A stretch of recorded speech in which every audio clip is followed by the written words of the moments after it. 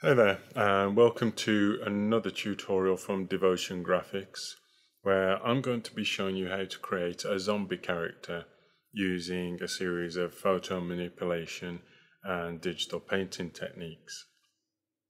Now, this is going to be more of an intermediate tutorial, which means I'm not going to go through the very basics of each tool and what they do.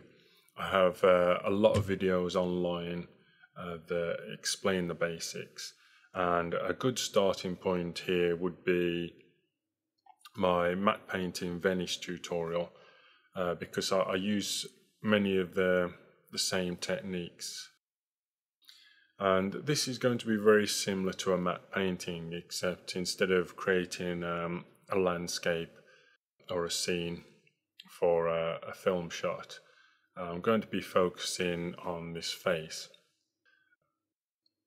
Now, I realise there are literally thousands of zombie tutorials on YouTube alone, but personally I've not found many good ones. Most seem to be very basic cut and paste jobs with no real attention to the overall composition. So I'm going to try and offer something a little different here. Something that could perhaps be used as concept art to inspire makeup artists for film, or could be used for posters, or just a fun piece of art. Now, you can see that I'm just trying to extract this face from the background using the quick selection tool. And as I say, I'm not going to go into the basics here. As for the photo, you see, I downloaded this from a free stock image site called Stock Exchange, and I will include a link to that site in the video description. That's actually where I get most of the photos from throughout this tutorial. Okay, so I'm just extracting the face from the background, and I'm just using the fine edge tool just to refine the selection there, and I've just basically put it onto a reddy brown colour fill layer just to use a basic background, because I'm not a big fan of working on Photoshop's checkered transparent background.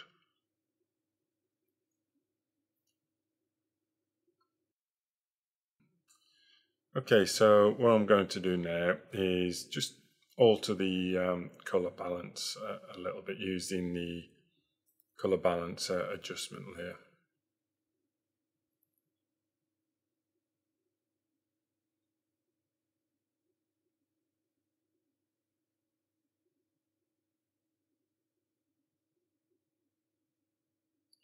Okay, so at this stage I'm just experimenting, just trying to work on the contrast of the image before I really get going.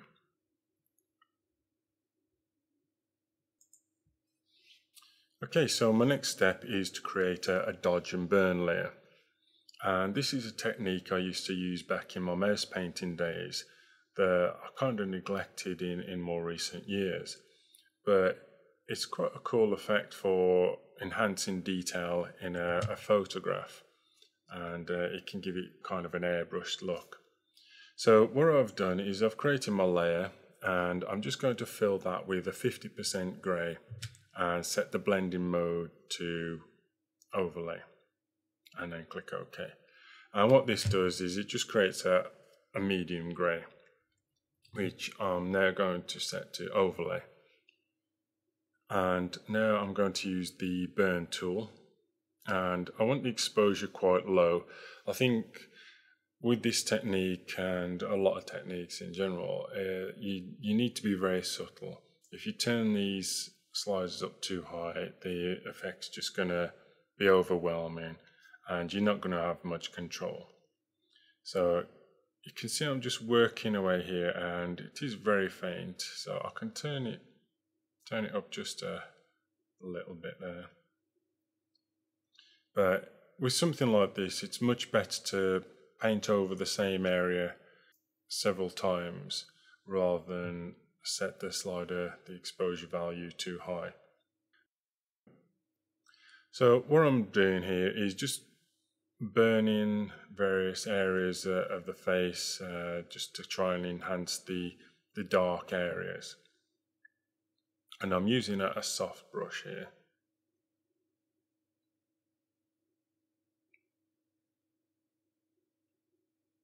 Okay, that was a little bit too harsh, so I've just undone that. This is just going to help create a little bit more depth, and it's going to give the image kind of an airbrushed, painted look, which I will be enhancing with another technique shortly. Okay, you can see it's bringing out some of the detail as well, some of the pores of the skin, the creases of the eye.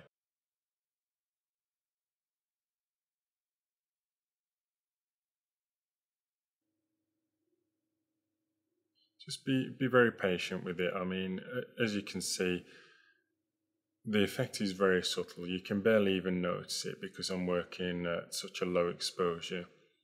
But if I turn it off and on, you can see that it is making a difference.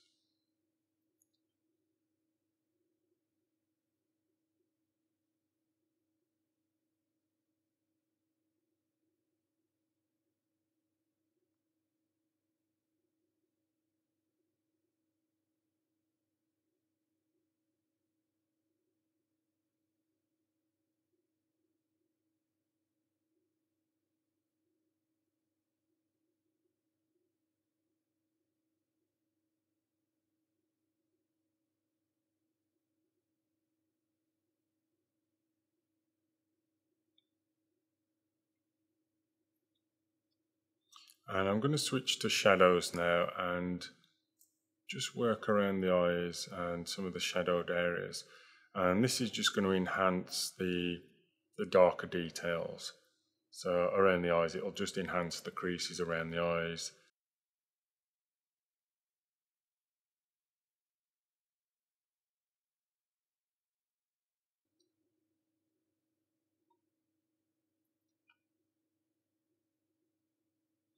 Okay, so I'm going to switch to the dodge tool now. And let's try an exposure of 8%. And with a soft brush, I'm just going to work over some of the highlights.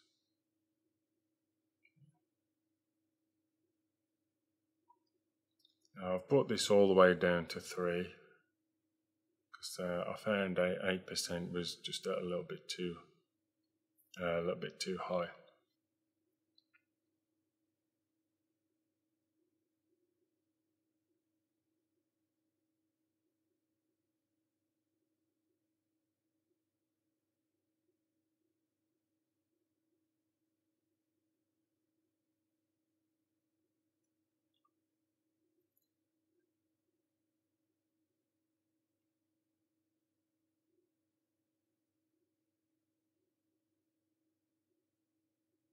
And of course, you can use this technique on just basic photo enhancement, a way to make your portraits appear a little bit different.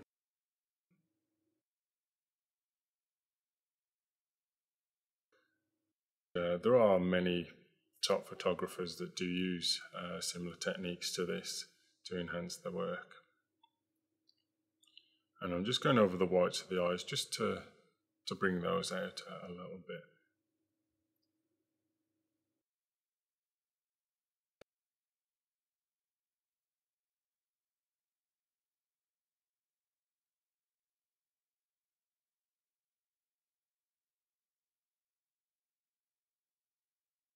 Now I'm trying to keep this tutorial real time because a lot of the feedback I've received, people do seem to appreciate that. There are a lot of artists out there that set their videos to play twice, to 10 times the original speed, and people find that a little hard to follow. So please bear with me if you're finding things are moving too slowly. I just feel as though it's better to keep things at their original speed.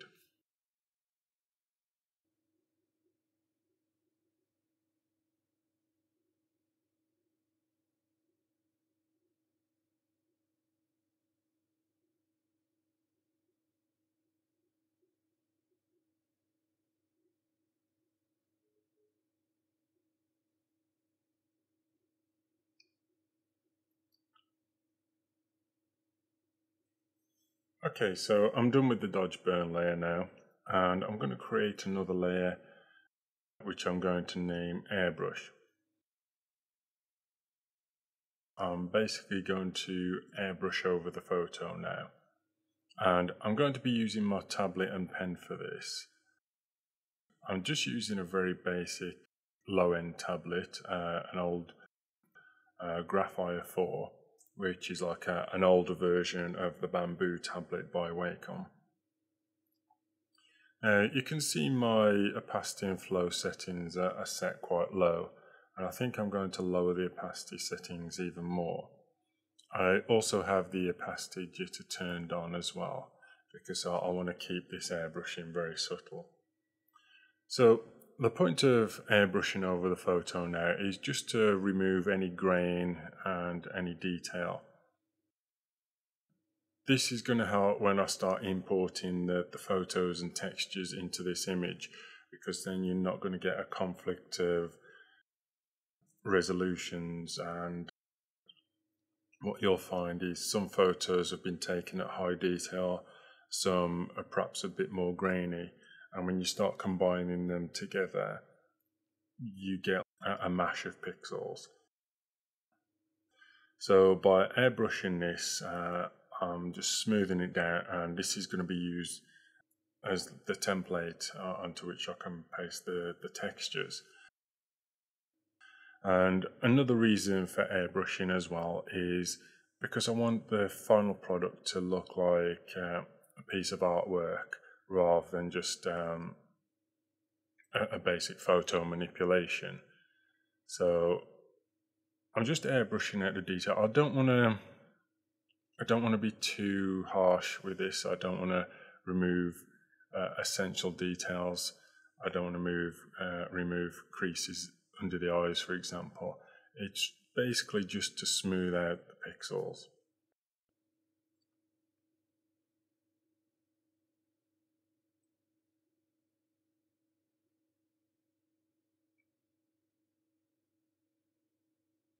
And once again, this is another technique you can use on photograph enhancement. And I may do a tutorial or two on that at some point too, because it is a technique that is used by a lot of professional photographers. And I think the problem is when most people try to do something like this, they're not subtle enough, their values are too high, they get a little impatient, so it ends up a bit of a mess.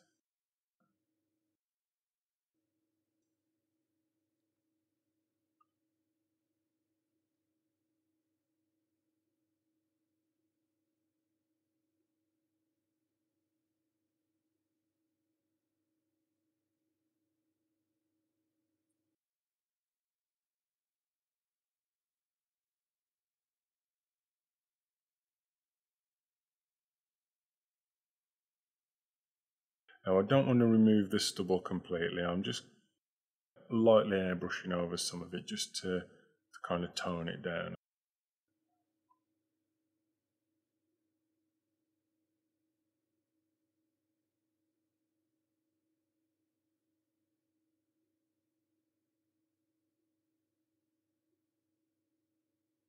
I'm just going under the eyes. As I say, I want to keep the creases in detail, but I'm just using the airbrush to soften the creases.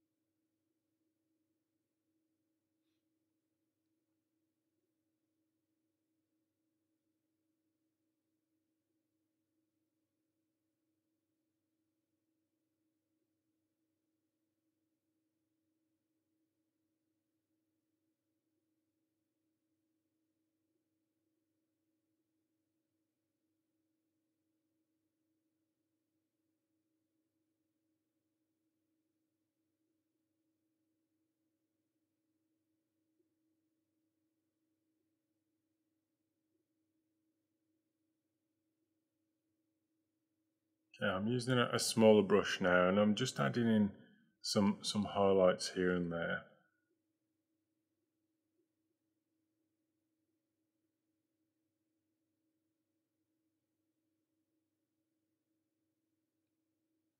Now I'm just trying to glaze over the eyes a bit. Now I'm going to be changing the eyes completely, but just softening them a touch just gives me an idea where I'm going with this.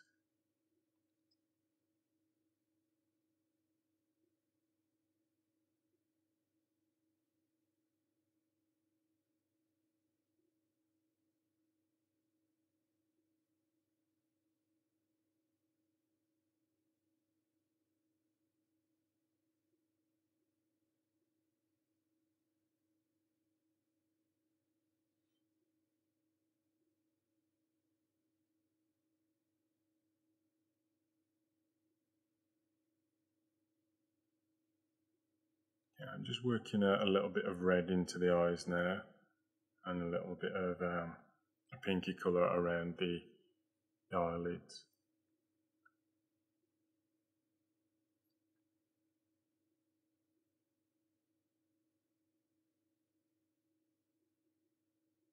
And now I'm just using the eraser just to restore the pupils there.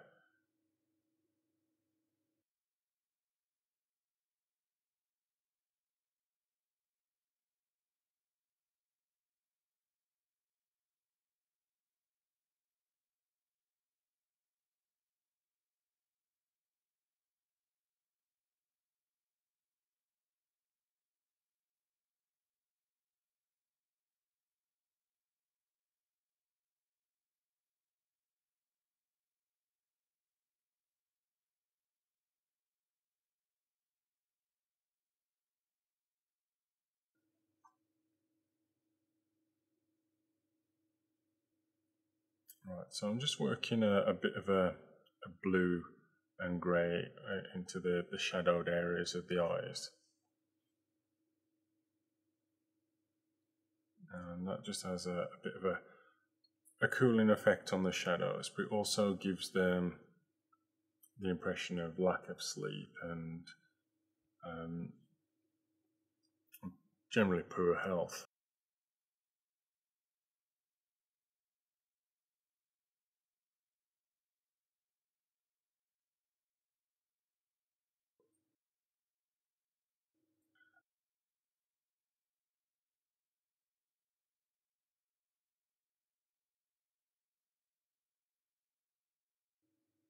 Just a few small touches here, and adding in some colour. I mean, if you've ever followed my digital painting tutorials, you'll understand what I'm doing here.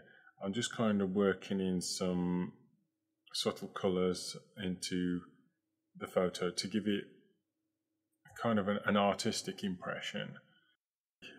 Skin tones, they're not as basic as most people would think. They're not just a series of pinks and browns. There are subtle hints of greens and blues in the skin. For example, areas where the skin is quite thin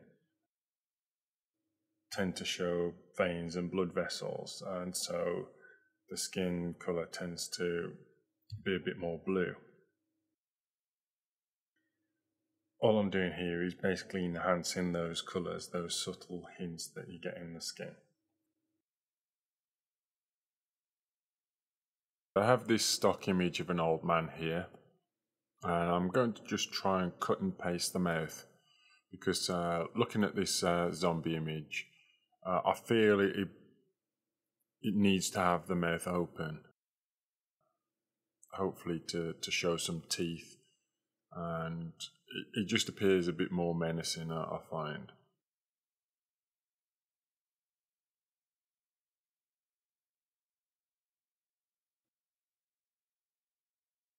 I'm just pasting the mouth onto the zombie picture, resizing it, and with a soft brush and the eraser tool, I'm just going to erase that sharp edge and just soften it so that it blends better.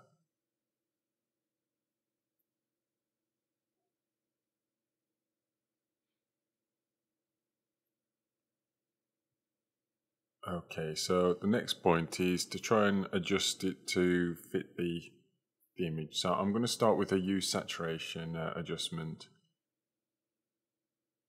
And I'm just playing with these sliders until I get a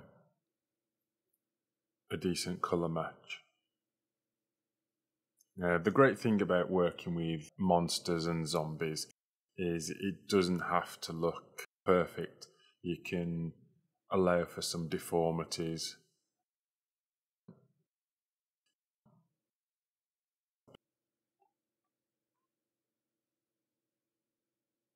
So I'm just lowering the opacity, and I'm just continuing to use the eraser tool to blend in that mouth.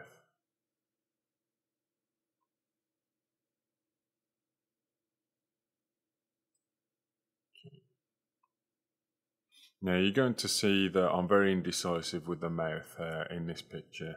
I do try different mouths, and I adjust the teeth several times until I'm happy. But that's not necessarily a bad thing if you've got the time. It's good to try different elements and just get a feel for what looks better. So I'm looking at this mouth and I'm thinking perhaps I need to add in a few cuts and general wear and tear. So I'm just trying to stretch the mouth out a bit.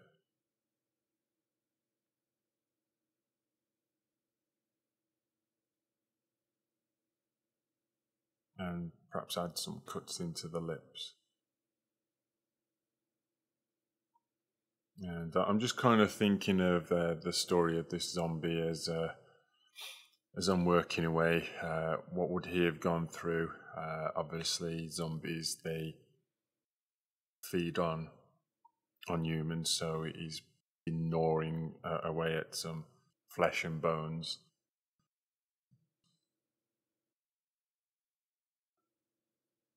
You know, in that kind of animalistic instinct, that kind of zombie mentality, he's just going to be gnawing away and his lips will be getting caught between his teeth. And so I imagine there's going to be a lot of wounds and cuts around the lips. So I'm just trying a different brush here, just a spackled brush, just to try and roughen up the edges of the mouth there. You know, I'm not too worried at this point about it blending perfectly. I'm not trying to create a catalogue image here. I will be painting over a lot of this and adding in some blood and gore. You know, it doesn't have to be a perfect photo manipulation, and that's as I say, that's the great thing about working with monsters and things like zombies.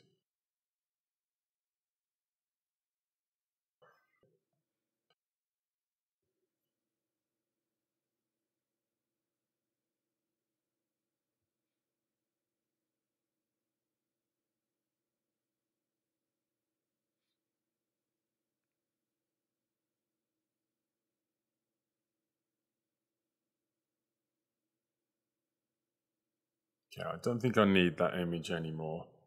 So I've just closed it down just to save on memory and processor power. Right, I've brought up another image here. I'm just going to see what I can do with this. I'm actually going to take the face and try to use this as a texture. So I'll just copy and paste. And instantly you can see the problem we have here. It's such a small image. It's just not going to be good enough to use. So I've loaded up another image, and it doesn't matter that it's a different skin color because I'm going to make a few adjustments. So I'm just pasting this over the zombie template. I'm just going to work it into position.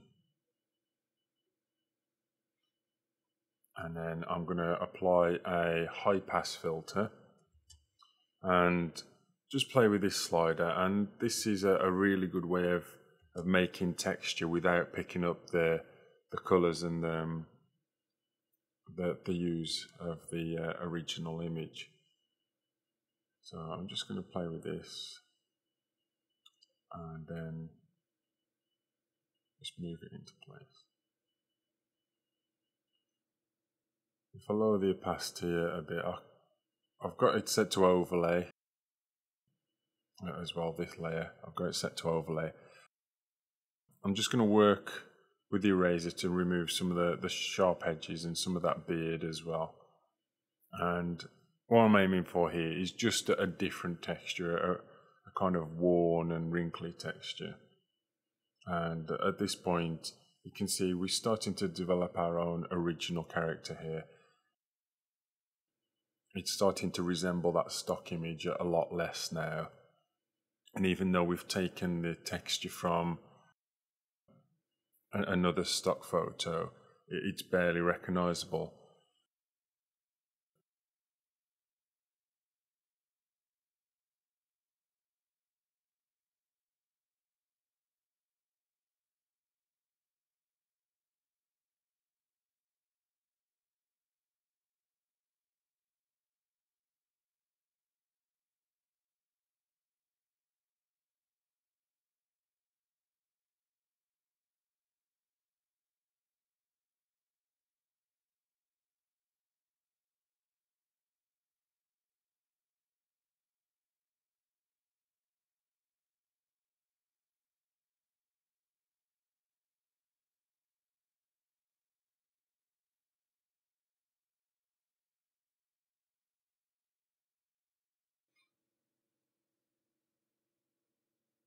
Right, so I'm using the eraser and I've removed a lot of the texture here. I just want to roughen up the image. So I've kept the intense wrinkles around the forehead and the eyes, and it's giving the zombie character a much more haggard appearance now.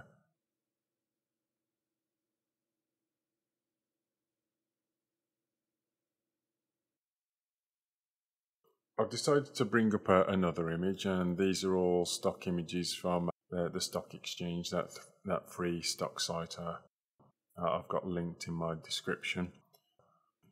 And I'm just going to try a different mouth now. As I mentioned earlier, I'm very indecisive about the mouth on this image. Now, ideally we'd want to use something a bit larger, but I'm just going to stretch this and see how I go on.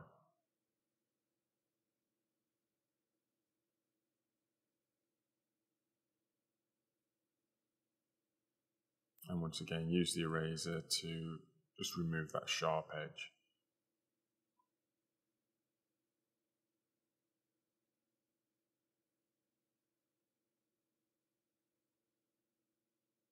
Now, I tried something here. I tried flipping it upside down to see if that would work, if I could give it a more menacing expression, but it didn't really work at all.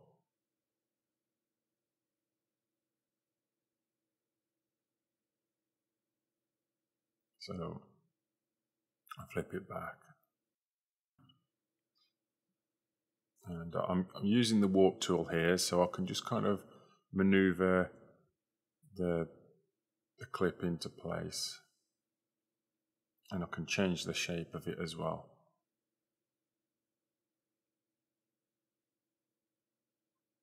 So that's a handy tool to know when you're actually cutting and pasting various elements into your image.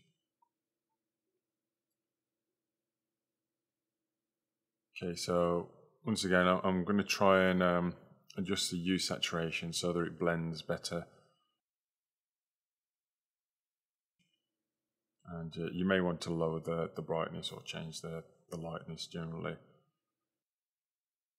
And you see we've got a similar colour palette now, it's a lot less saturated.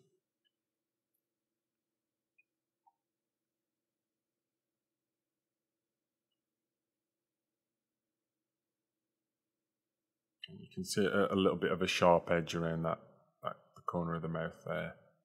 So I'm just erasing that so that it blends more smoothly. And some people like to use the masking features to blend their images, but I've always preferred the eraser. I just find it a lot quicker and just more direct.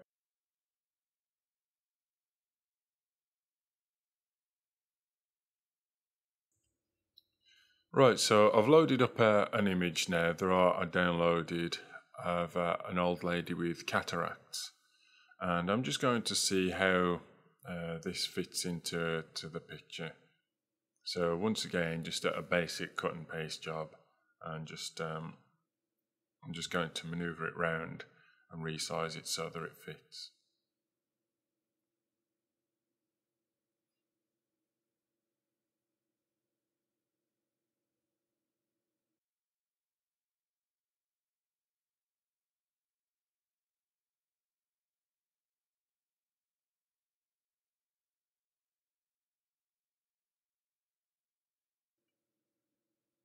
Okay, so I'm just softening the edge with the eraser tool.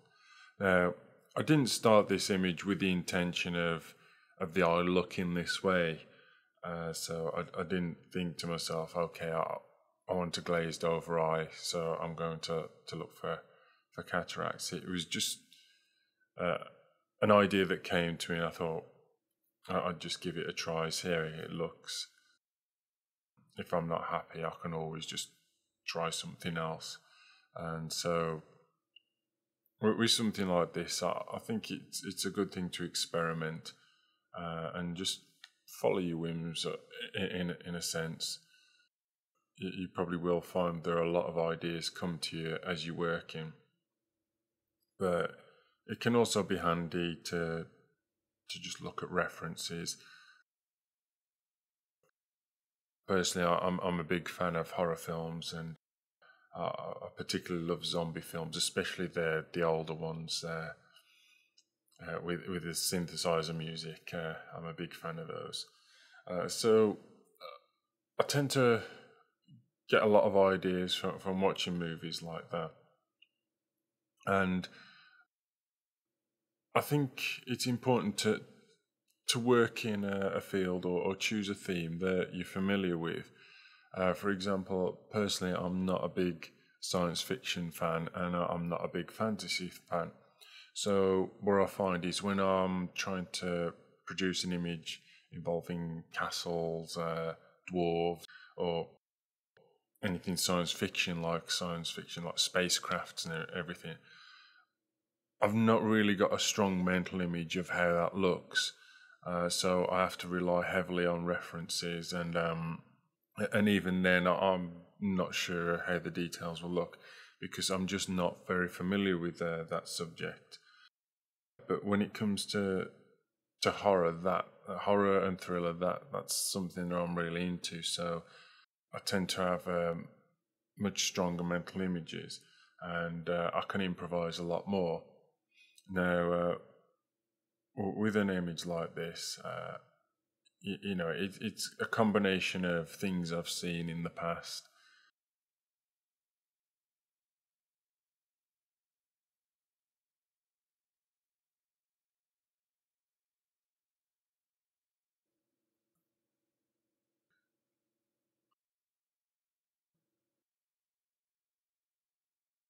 I've loaded up a stock image of a young guy with what looks like burn scars, and I'm just going to cut and paste these and use it as a texture. So I'm just going to put it into position, and once again I'm going to use the high pass filter, and then I'll just set that to overlay, and you can see it almost it blends quite flawlessly really. I may have to do a little bit of touch-up work, but before I do, I'm just going to cut out some more of these scars. Now I actually found this image on Google. Because I'm just using the textures here, I'm not really going to be infringing any copyright laws. Depending on your stomach for this kind of thing, you can download images of burn victims, people with scars and injuries, and it is kind of morbid, and I don't really have a strong stomach myself for that kind of thing. But it can prove very useful in creating these zombie characters. So I did actually download a number of images that showed various types of scar tissue and cuts and bruises. This goes back to what I was saying before about knowing your subject and working with a theme that you're familiar with, because you can kind of create your own mental story for the character.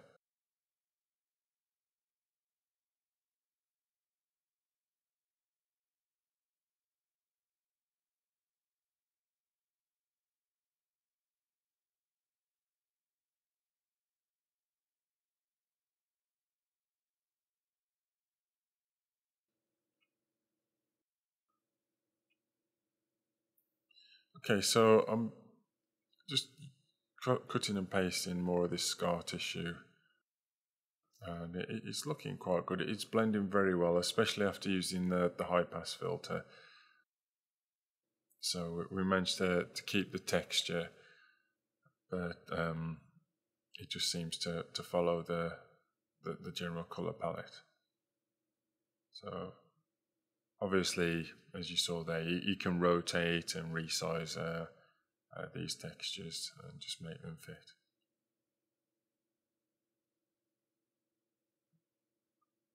Right, so what I want to do is just start working on blending these, the scar tissue here.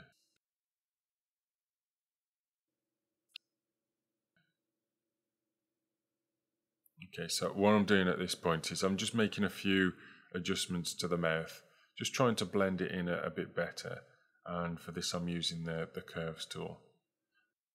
If you're not very familiar with the curves tool, it does take a bit of practice, but it gives you a lot more control than some of the other sliders, such as brightness and contrast. So it's a very handy tool to get used to. Okay, so here I've brought up another image showing a scar, and this one's actually got stitches in.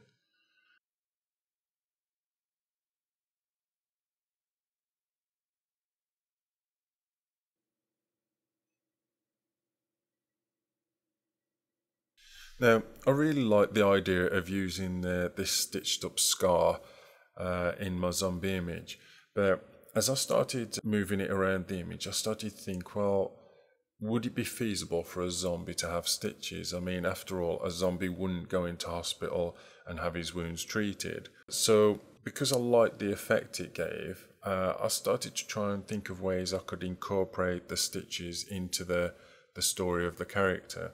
I came up with the idea that perhaps he was treated before his full change into a zombie, that he was going on a rampage, attacking and biting people, during which time he tore up his mouth, broke his teeth, and then he was taken into hospital as a suspected psychotic patient. He had the lacerations in his mouth stitched up, and he took on the full change from there, and the zombie outbreak happened, and he escaped the hospital. So it just got my mind thinking about the backstory of the character, and it's something that's very enjoyable to do as you are painting. And it also allowed me to find a feasible way to actually incorporate the stitches.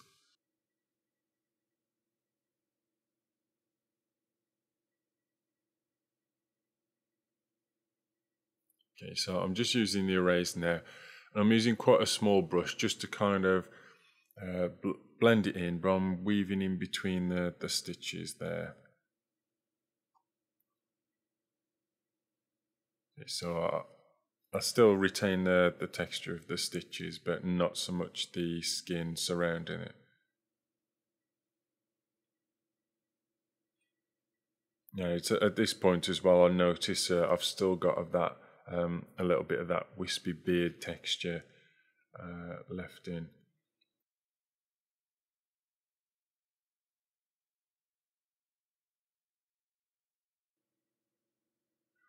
Right, so I'm just removing some of that wispy beard as well now while I'm here. And even though it wasn't too noticeable from afar, it's just something I want to deal with now. And you also saw that I removed a little bit of a highlight around the scar on the cheek as well there.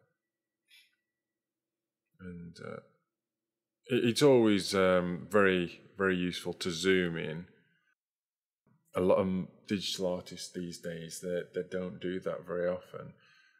They prefer to work from afar, but then they have to shrink their image to hide all the mess that they didn't catch.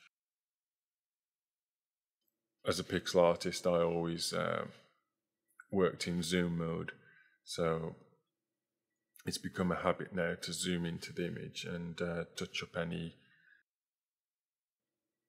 rough areas or any imperfections, and this allows me